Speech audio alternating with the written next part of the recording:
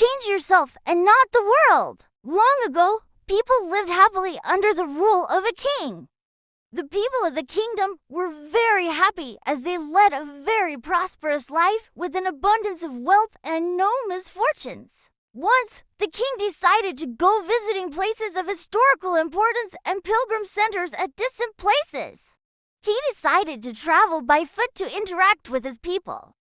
People of distant places were very happy to have a conversation with their king. They were proud that their king had a kind heart. After several weeks of travel, the king returned to the palace.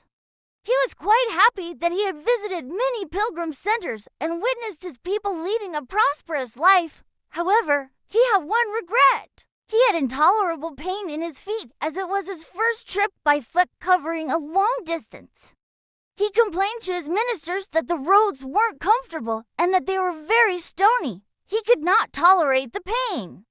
He said that he was very much worried about the people who had to walk along those roads as it would be painful for them too. Considering all this, he ordered his servants to cover the roads in the whole country with leather so that the people of his kingdom can walk comfortably. Finally, a wise man from the ministry came to the king and said that he had another idea.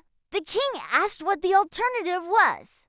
The minister said, instead of covering the roads with leather, why don't you just have a piece of leather cut in appropriate shape to cover your feet? The king was very much surprised by his suggestion and applauded the wisdom of the minister. He ordered a pair of leather shoes for himself and requested all his countrymen also to wear shoes. Moral: instead of trying to change the world, we should try to change ourselves.